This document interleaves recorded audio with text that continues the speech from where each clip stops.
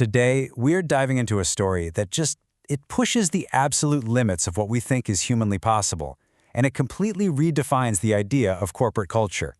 This is a story about leadership, about pain, and about what happens when a whole company takes on a challenge that most of us wouldn't even dream of trying once. So let me just start with this wild question.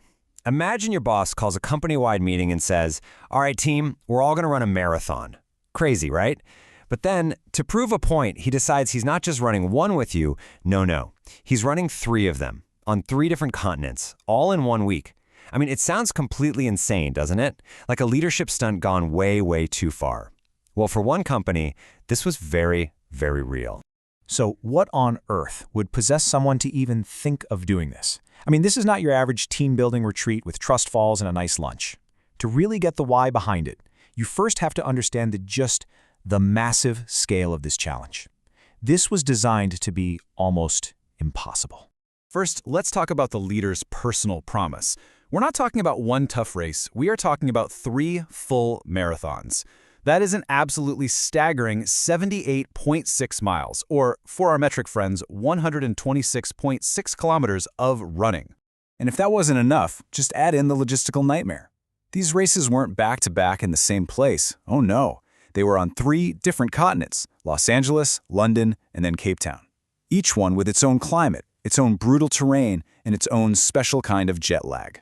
And here is the real kicker. All of this had to be done in just 7 days. 3 marathons, thousands of miles of flying, and basically 0 time to recover. It's a timeline that is just absolutely designed to break you. The man behind all of this is an entrepreneur named Eamon Gadzhi. And for him, this quote, "This was everything." This was the whole philosophy. He knew he was about to ask his team to do something incredibly hard, and this was his way of showing them that he was right there in the trenches with them. The ultimate act of leading from the front. And the mission here was really twofold. Yes, of course, it was a huge physical and mental test for the team, but it was also for something way bigger than them. They were aiming to raise over $100,000 to build a school in Nepal. So they were literally turning their own pain into something real, something positive. It was all about proving just how strong they could be, together. All right, let's get right into it. The first act of this epic story kicks off in Los Angeles. And this is where all the planning and all the good intentions just slam face first into the harsh reality of running 26.2 miles. The funny thing is, they had a plan, a full 20-week training program. They had pace goals, the whole thing.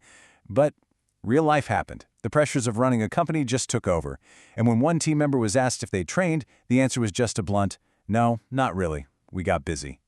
So right from the start, this was going to be a day of pure grit, not perfect preparation.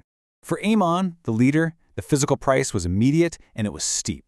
He just blasted through the first half of the marathon in a really solid 2 hours. But then, his body just started to quit on him. The second half of the race took him a full 3 hours. I mean, if you've ever heard of hitting the wall, well, this was it, in spectacular fashion. And that breakdown was just excruciating. In his own words, he was getting these full-body cramps, like every 45 seconds, something he had never, ever felt before in his life. It was a brutal, painful introduction to just how punishing this week was really going to be. But here's the amazing part. Despite the lack of training, despite the insane physical pain, every single person on that team crossed the finish line. They actually did it. But that victory came at a huge cost. Their bodies were pushed to the absolute breaking point. And for their leader, Eamon, there was no time to rest. London was already waiting. So after the scorching heat of LA, the team gets on a plane and flies to London for round 2. This marathon wasn't going to be a fight against the sun. It was going to be a grim, miserable battle against monotony and just pure bone-deep exhaustion. The London experience was the complete opposite of LA. It was cold, it was gray, it was raining. Eamon himself just called it miserable and boring, a total psychological grind.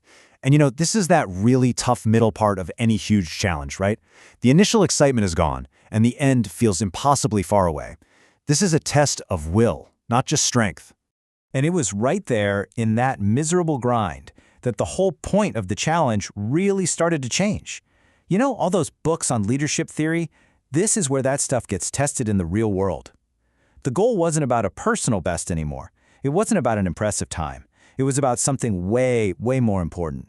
And this is what I'm talking about. Instead of pushing ahead for his own time, Iman intentionally slowed down.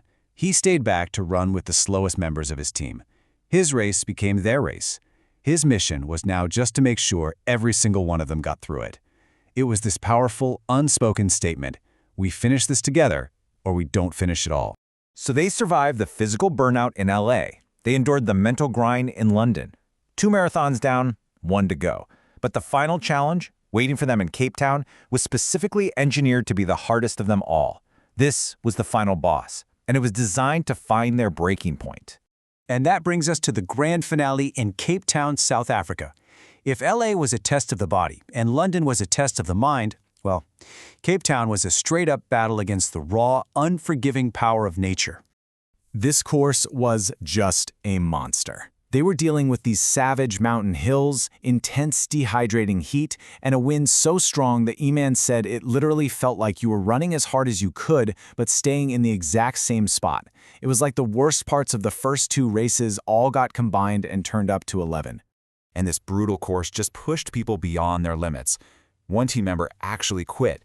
He just gave up, got into a support car, totally defeated. But then, sitting there, watching this team still out there fighting, something just clicked. He realized he couldn't let them down. He got out of the car and he got back in the race to finish. That moment, that one single decision to get back out of the car, it perfectly captures the spirit of this entire crazy undertaking. And when you step back and you look at what this group accomplished, I mean, the result is it's staggering. Okay, let's just put this in perspective for a second. It's estimated that less than 1% of the entire world's population has ever finished a marathon. It's this super elite achievement. And yet, inside this one company, from the most athletic people to the ones who barely trained, 100% of them are now marathon finishers. 100%. You see, crossing that physical finish line, that was the end of the race, but it wasn't the end of the story. The real finish line, the one that truly mattered, was psychological. They went through what experts call a crucible event. It's a shared trial so intense that it fundamentally changes you as a group. It forges a new, unbreakable identity. And this is the core lesson right here. Through all that shared suffering, Iman realized they had built something that could never be broken. He called it an armor that they wear when they're together. It's this deep, unshakable belief that no matter what challenge you throw at them, no matter how hard it is, they will find a way through it, together. So in the end, this isn't really a story about running, is it? It's about collective resilience. It's a powerful lesson in how shared hardship can build a bond that is so much stronger than any team-building exercise could ever hope to be. And really, it just leaves us with one final question for ourselves. What mountain could you and your team climb if you found your armor?